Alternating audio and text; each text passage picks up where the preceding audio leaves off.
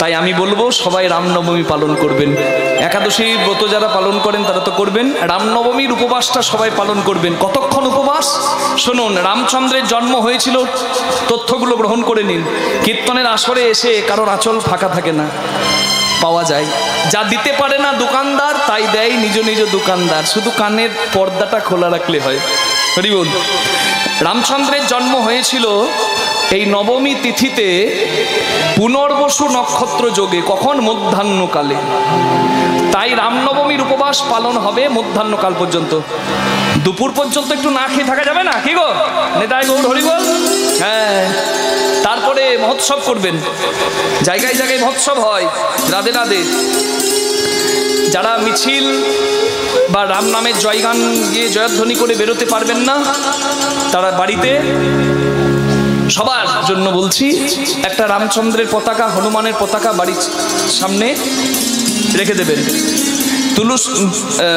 হনুমান মন্দিরে গিয়ে একটু সিঁদুর হনুমানের চরণে দেবেন।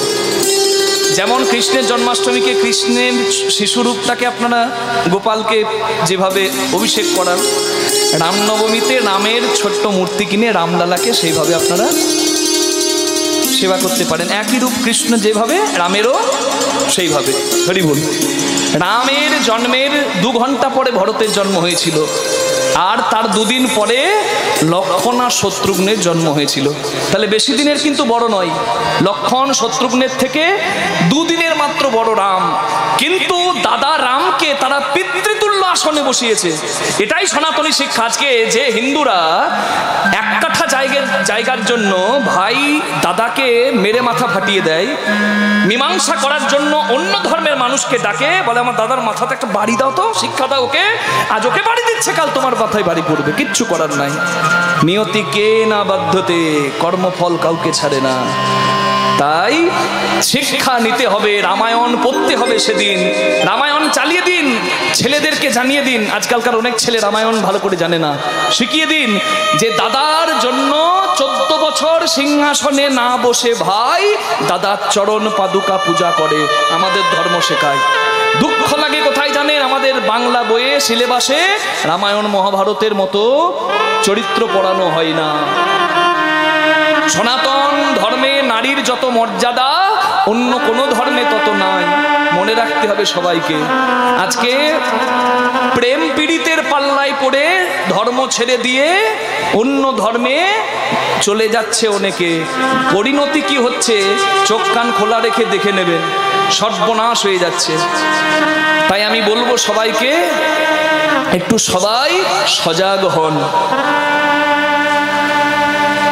রাম রাবণ বধ করে বসে আছে, কাঁদছে, দুঃখ করছে, মন্দোদরী এসেছে। কে? রাম। রামচন্দ্র মন্দোদরীর ছায়া দেখে উঠে প্রণাম করছে। দেবী আপনি আমার প্রণাম নেবেন।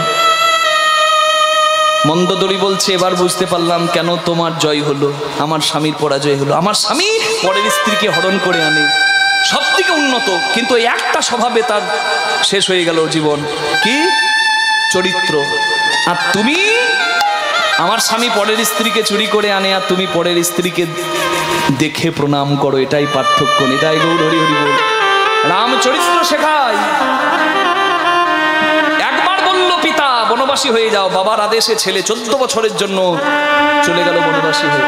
আদর্শ, রামের আদর্শ। রাম রাজ্যে রামচন্দ্র যখন রাজা হয়ে বসে তখন কোনো শোক ছিল না, জানেন, কোনো দুঃখ ছিল না।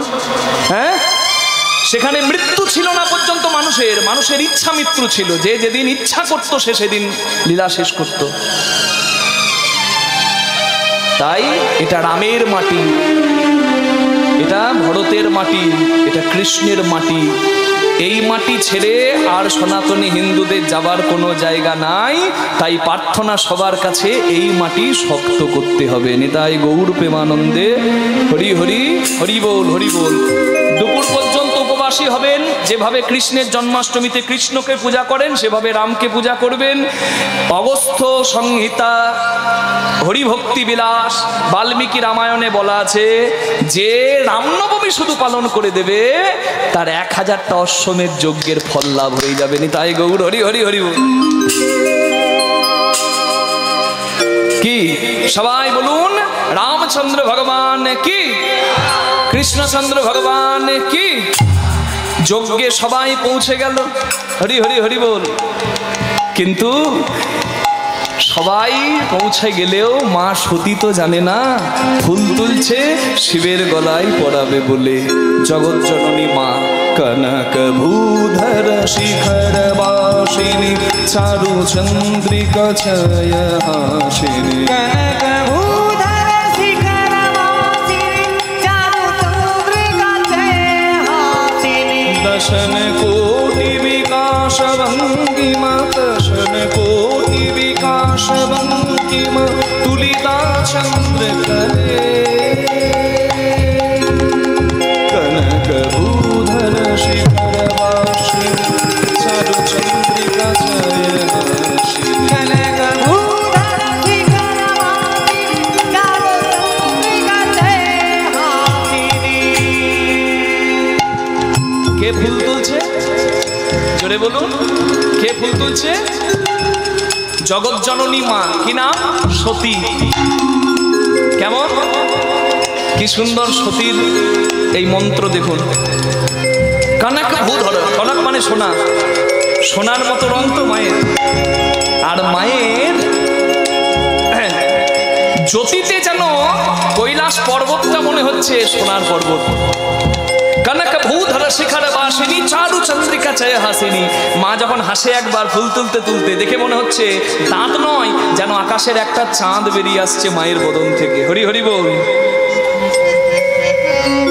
সেই মা যিনি প্রেমের রূপে জগতে বিরাজ করছেন, সেই আবার সন্তানকে বাঁচাতে জগৎ জননী মা রুদ্র রূপিণী হয়। অষ্টভৈরব সন্ন্যাসালিনী খড়গপাল কদম্বমালিনী।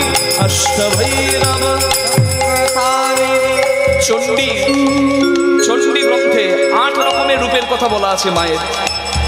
অষ্টভৈরব সন্ন্যাসালিনী উগ্রচণ্ডা প্রচণ্ডা চণ্ড্যোগ্যা চণ্ডা নায়িকা চণ্ডা চণ্ডবতী চৈব চণ্ডরূপা অতিচণ্ডিকা। অষ্টভৈরব সন্ন্যাসালিনী খড়গপাল কদম্বমালিনী দনুজ শোণিতা বিশীলবর্ধিত তারণা প্রবলে।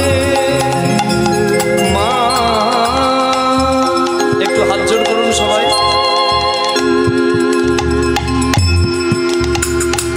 এই গান যিনি লিখেছেন তিনি হচ্ছেন পদকর্তা বিদ্যাপতি ঠাকুর, তাই তার চরণে প্রণাম করুন। যার মত অনুসারে এখনো বিহারে উত্তর ভারতে দুর্গাপুজো হয়, সে বিদ্যাপতি ঠাকুর দুর্গা ভক্তি তরঙ্গিনী সেখানে লিখলেন প্রণতি বিদ্যা প্রতিকৃত স্তুতি সকল পাপ কলা পরিচ্যুতি তোষিতে শিব সিংহ ভূপতি কামনা ফলে। মা মা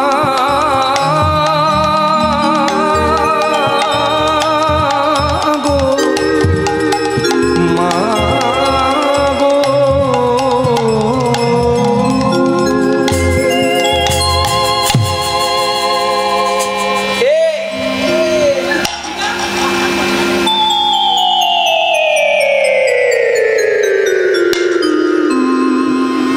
সবাই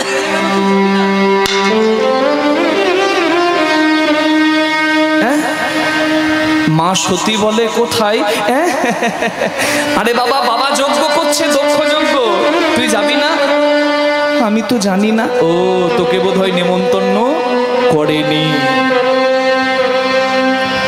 সতীর 59টা দিদি আছে। কোন দিদি যেতে যেতে শ্বশুর সতীর কানে খবরটা দিয়ে গেল যে বাবা যজ্ঞ করছে, তুই যাবি না। সতী দুঃখ পেল, শিবের জন্য মালা গেথে শিবের গলায় পরিয়ে দিয়ে শিবকে জিজ্ঞাসা করছে, আচ্ছা স্বামী, আমার বাবা যে যজ্ঞ করছে আমি শুনতে পেলাম লোকের মুখে, আপনি কি জানতেন না? শিব তো সব জানে বাবা, জানে না? চোখটা বন্ধ করলেই তো সব জানে সে। মিথ্যা কথা শিব বলবে না। বলে হ্যাঁ সতী আমি জানি। জানেন? আপনি জানেন আর আমাকে বলেননি? আমি ব্যাগ গোছাবো কখন, আমি শাড়ি পরবো কখন, আমি যাবো কখন, আমার দেরি হয়ে গেল না। সতী তুমি শান্ত হও, তোমার বাবা যজ্ঞ করছে এটা জানি, কিন্তু তোমার বাবা আমাকে নিমন্ত্রণ করেনি। হরি বল। কেন নিমন্ত্রণ করেনি কেন? আসলে ভৃগুমুনির যজ্ঞে আমার সেবা হচ্ছে দেখে তোমার বাবার সহ্য হয়নি। আর সব জামাইরা উঠে দাঁড়িয়ে তোমার বাবাকে প্রণাম করেছে, আমি বসেছিলাম উঠে দাঁড়াতে পারিনি বলে তোমার বাবার রাগ হয়েছে, তাই আমাকে পরিত্যাগ করেছে। তুমি যেহেতু আমার স্ত্রী তোমাকেও পরিত্যাগ করেছে। কত সুন্দর কথা শিব বললেন। কিন্তু এখনকার দিনের কোনো জামাইয়ের যদি শ্বশুর বাড়িতে অপমান হয়, জামাই রাগটা কাকে দেখায় গো? বউকে দেখায়। তোমার বাবার বাড়ি আমি কোনো দিন যাবো না।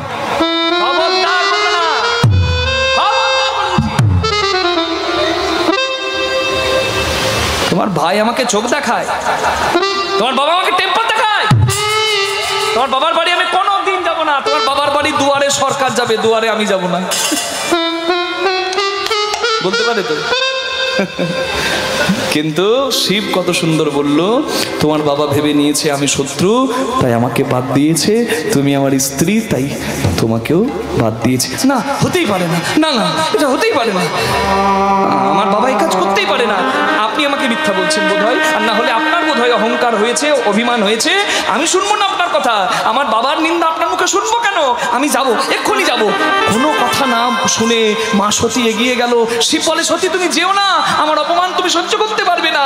না না, আমাকে যেতেই হবে। সতী নারী শ্বশুর বাড়িতে পিতার নিন্দা শোনে না, আর বাবার মুখে স্বামীর নিন্দা শোনে না। আপনি বললেও আমি বাবার নিন্দা শুনবো না, আমি যাব। নন্দী ভৃঙ্গিকে বাবা বলছে, তোরা তাড়াতাড়ি করে যা, দেখিস যেন কোনো বিপদ না হয়ে যায়। ভালো গয়না নাই, বেনারসি শাড়ি নাই, তবু যেন কত সুন্দরী মা ছুটে যাচ্ছে। এত গয়না বেটি কোথায় পেলি, গয়না বেটি কোথায় পেলি, গয়না বেটি কোথায় পেলি, এত গয়না। শৃঙ্গের ওপর ভৃঙ্গি হয়ে, চিঙ্গির ওপর ভৃঙ্গি হয়ে, তুই বাপের বাড়ি চলে। এত গয়না, এত গয়না, এত গয়না বেটি কোথায় পেলি, গয়না বেটি কোথায় পেলি, গয়না। অবস্থা তোর আছে জানা,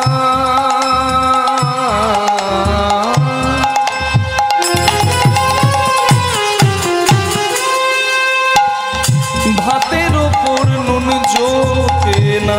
অবস্থা তোর আছে জানা, ভাতের ওপর নুন জোটে না। তবে কেন, তবে কেন, তবে কেন নবাবিয়ানা করে বেনারসিছে। এত গয়না, এত গয়না, এত গয়না বেটি কোথায় পেলি, গয়না বেটি কোথায় পেলি, গয়না। কারোর কথা না শুনে সতী চলে গেল পিতৃভবনে। হরিদ্বার কঙ্খলে দক্ষযজ্ঞ হচ্ছে যে স্থানে, সেই স্থানে গিয়ে মা সতী ওই যজ্ঞপুরীর ভেতরে একটা চরণ দিয়ে যজ্ঞপুরীর ভেতরে প্রবেশ করেছে।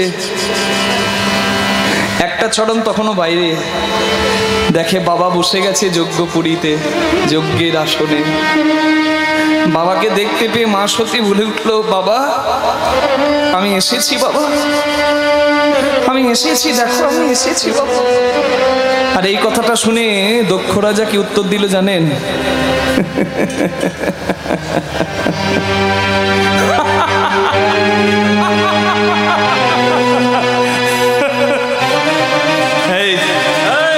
ওই দেখো এসে গেছে।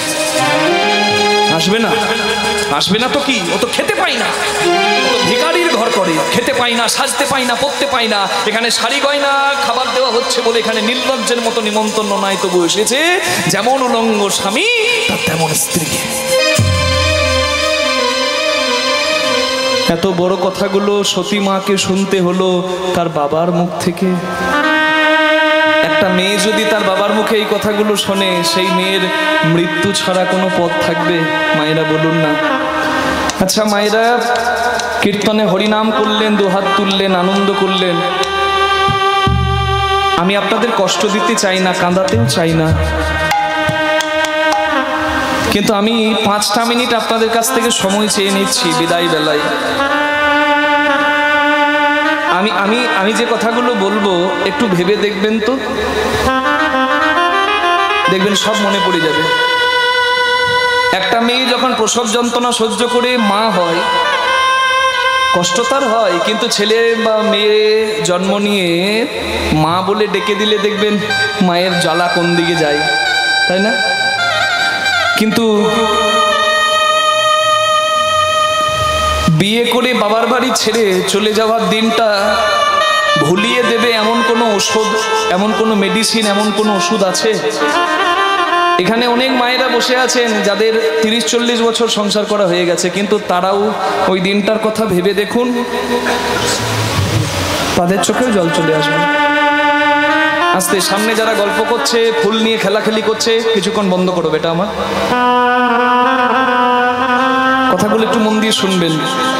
আর হয়তো আপনাদের চরণ সেবা করার সুযোগ পাবো না, খুব মন দিয়ে শুনবেন। একটা মেয়েকে বিয়ে হতে দেখে পাড়ার মেয়েও কাঁদে, কেন জানেন? কারণ পাড়ার মেয়েটাও জানে আজকে ওই মেয়েটার কি দুঃখের দিন, তাই না? জানি তো।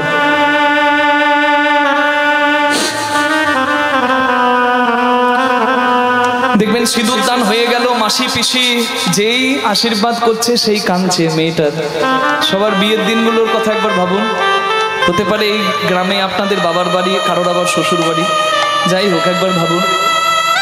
আচ্ছা, মা যখন মেয়েকে আশীর্বাদ করতে আসছে, মা এমন কাঁদছে, মা মেয়ে একবারে গলা জড়াজড়ি করে একবারে গড়াগড়ি খাচ্ছে। মাকে সবাই বলছে তুমি এমনি করে ভেঙে পড়ো না, মেয়েটা কি হবে, তুমি একটু শান্ত হও। কিন্তু মা কি পারে থাকতে? সেদিন মা খুব কাঁদে। সবাই যখন কাঁদতে ব্যস্ত তখন লক্ষ্য করেছেন বাবা, একজন তখনও কাজে ব্যস্ত। পকেটে একটা কাগজে লেখা আছে প্যান্ডেলওয়ালার কত টাকা পাবে, লাইট যে দিয়েছে সে আর কত টাকা পাবে, মুদির দোকানে চাল ডাল আনা হয়েছে আর কত টাকা সে পাবে, প্যান্ডেল করা হয়েছে কত টাকা পাবে, সবজির দোকানে আড়তে সবজি আনা হয়েছে সে কত টাকা পাবে, হিসেব আছে তার। তিলে তিলে জমানো টাকাগুলো ব্যাংক থেকে ছাড়িয়ে এনে আলমারিতে রেখেছে, সেখান থেকে যার যা প্রাপ্য গুনে গুনে দিচ্ছে। আর সবার কাছে এইরকম করছে, সব ভালো হয়েছে তো, তার গুরু দায়িত্ব তো মাথায়। সবাই কাঁদতে ব্যস্ত, সে কাজে ব্যস্ত, কিন্তু কি ভাবছেন তার চোখে জল পড়ে না? তার যখন খুব কষ্ট হয়, থাকতে পারে না, রান্নাঘরে কিংবা বাথরুমে গিয়ে চোখের জলটা মুছে চলে আসে। তার নাম কি জানেন? বাবা। আমি বলতে পারছি কেন জানেন? আমার নিজের চোখে একটা মানুষকে দেখেছি দাঁড়িয়ে দাঁড়িয়ে, কন্যা সম্প্রদান করে বাবার কি অবস্থা হয় আমি দেখেছি বলে আপনাদেরকে হয়তো বলতে পারছি। আমরা এক ভাই এক বোন, আমার দিদিকে বিদায় করার পর 15 মিনিট আধ ঘন্টা পর কান্না থেমে গেল। মাও কাঁদছিল, সবাই কাঁদছিল, কিন্তু থেমে গেল। সবাই অন্য অন্য কাজে মন দিল। কিন্তু বিশ্বাস করুন, প্যান্ডেলের খুঁটি ধরে আমার বাবা 3 ঘন্টা পরে পরে কেঁদেছে। ফুল ফল দুটি ভগবানের সেবায় লাগে। পুত্র যদি ফল হয়, কন্যা তো ফুল। আমি ওই দৃশ্য দেখে, আমি তো মেয়ের বাবা নই, কিন্তু এক মেয়ের বাবাকে দেখে আমি বুঝতে পেরেছি। মেয়ে যাবার সময় যখন বাবাকে না দেখতে পেয়ে একবার বলে বাবা কোথায়, বাবাকে ডাকো। এতক্ষণ না কাঁদলেও মেয়ের যাবার সময় বাবার ডাকে। পৃথিবীতে আমার মনে হয় এমন কোনো পাথর হৃদয়ের বাবা নাই যে তার চোখে জল পড়ে না। মেয়েটাকে বুকে জড়িয়ে ধরে কাঁদে, খুব কি ভালো থাকে সবাই।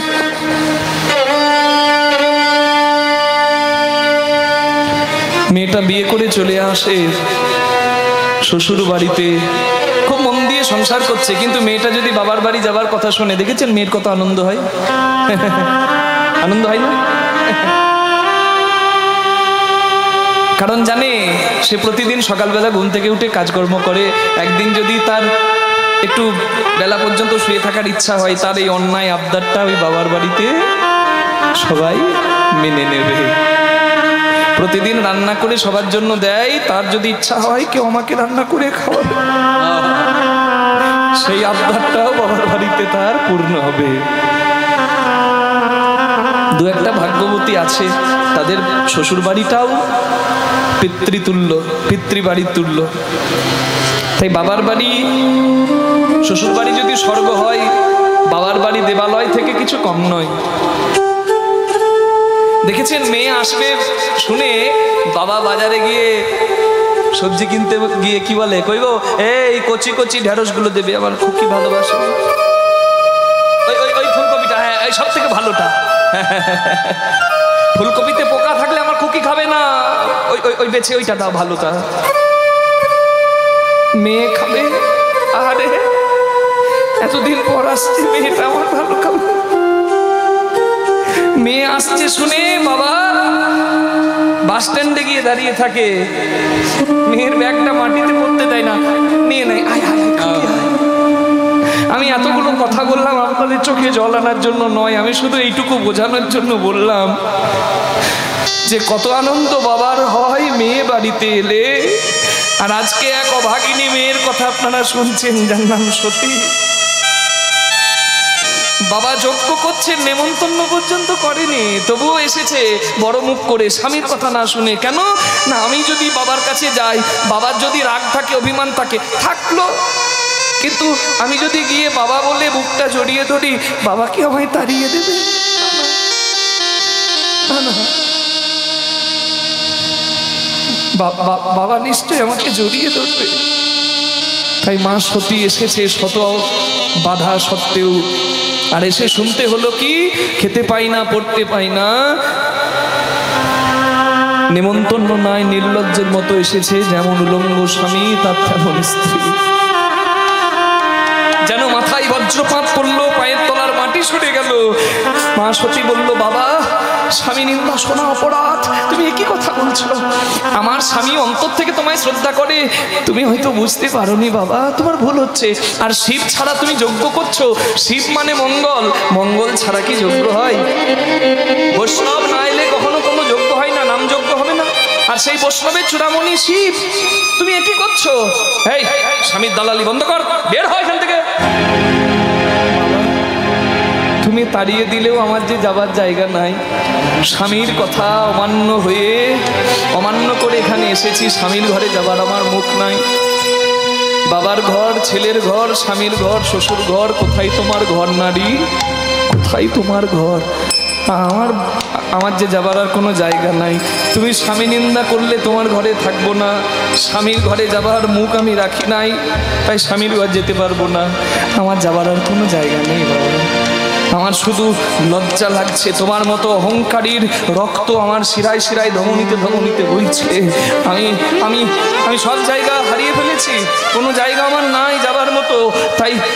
তাই যাবার যখন জায়গা নাই, আর তুমি যখন দাঁড়িয়ে প্রতিনিন্দা করেছো, তোমার এই অহংকারের যজ্ঞ আমি শেষ করব।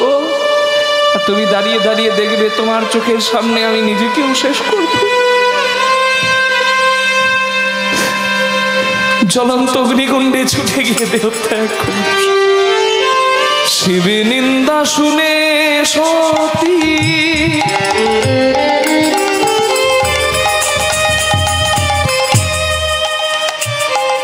সহিতে না পারি,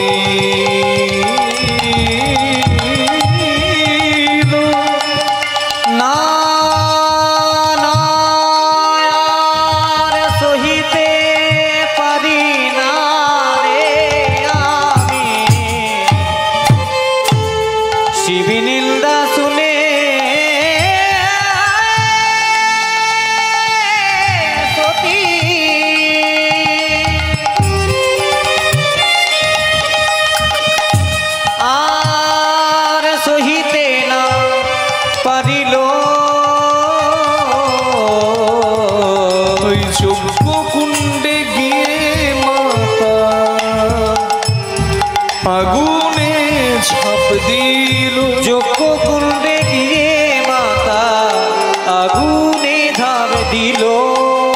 প্রতিনিন্দা সইতে না, আমি প্রতিনিন্দা সইতে না, আমি ত্রিভুবনে সবই পারি, প্রতিনিন্দা সইতে না।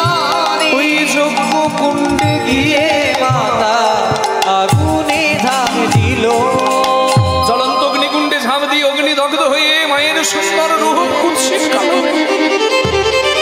নন্দী বিরিঙ্গি পারল না বাঁচাতে, সব কথা বাবার কানে দিল।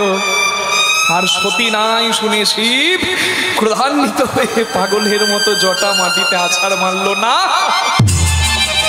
আর ওই শিবের জটা থেকে জন্ম নিল শিব অংশে পরম শক্তিধর বীরভদ্র। হাত জোর করে বলল, বাবা কেন আমার জন্ম হলো, কি উদ্দেশ্য আমার? বলে, অহংকারী দক্ষ রাজা সীমা অতিক্রম করেছে, জগতের কল্যাণের জন্য যোগ্য নয়, তার অহংকারের বহিঃপ্রকাশ হয়, তাকে একটা শিক্ষা দিয়ে এসো।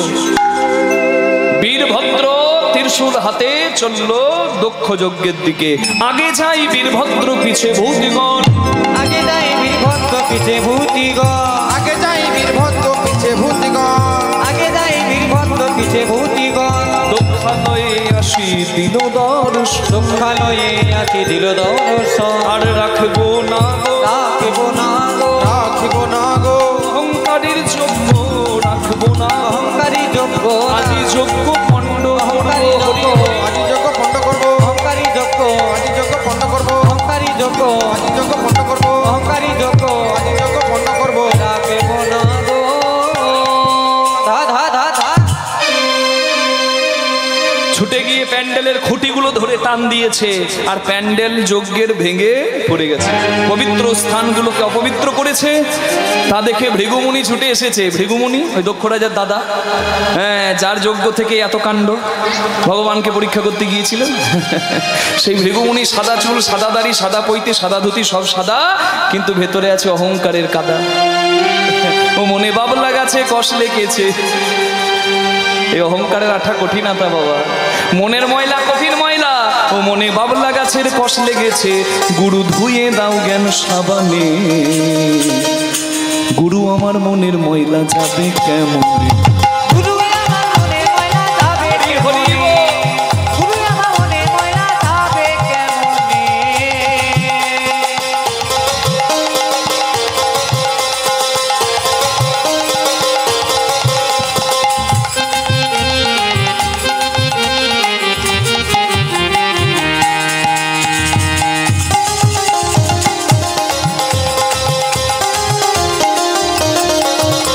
যদি অন্য ময়লা হয় ধোয়া মোছা যায়, ও ভাই মনের ময়লা বড় ময়লা, ধোয়া নাহি যায়।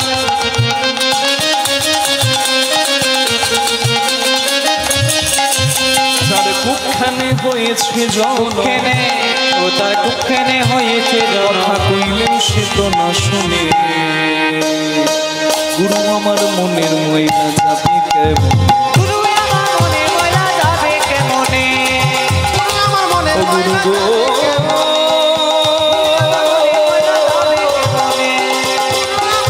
ও গুরু গো,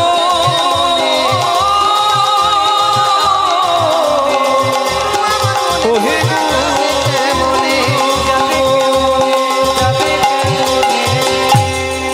এই দাড়ি দাড়ি ধরে টান। ভৃগুমুনি দাড়ি ধরে যখন টান দিয়েছে, ভৃগুমুনি ভাবছে যার ঠেলা সে বুঝুক, ধুতি তুলে পালায়।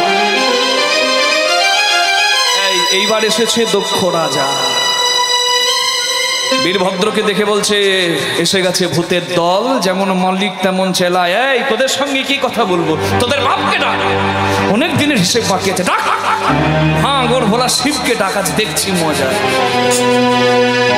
শিব নিন্দা সতী শুনে নিয়েছে বাবা বলে, কিন্তু বীরভদ্র শুনবে শিব অংশে জন্ম যা। হাতে ছিল ত্রিশূল, তবে রে, হ্যাঁ, ত্রিশূল এলো আর দক্ষ রাজের অহংকারের মাথা কেটে ফেললো। রাধে রাধে, এটাই পরিণতি হওয়ার, অহংকারের পরিণতি এটাই হবে। দর্পহারি যার নাম, সেই হরি ভক্ত হয়ে যেন কারোর অহংকার না জাগে। বিনাশ নিশ্চিত।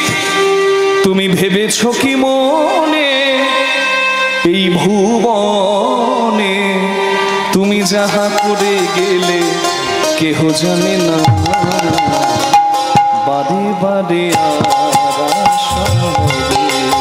ওরে মোনা বারে বারে আর আশা হবে না। ওরে মন আমার বারে বারে আর আশা হবে না।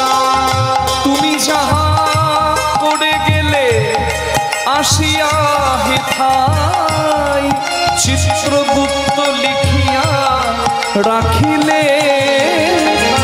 তুমি যাহা করে গেলে সব হিসেব দিতে হবে। আসিয়া হেথায় দোষ করলে হাসি হাসি, ফল ভোগে না মাসি পিসি। নাচিল তাই জেনে বুঝে তোমার বিচার করিবে সেই বিধাতাই।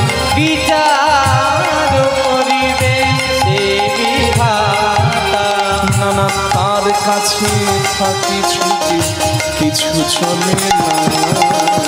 বারে বারে আর আশা হরি হরি বল। ওরে মন আমার বারে বারে আর আশা হবে না।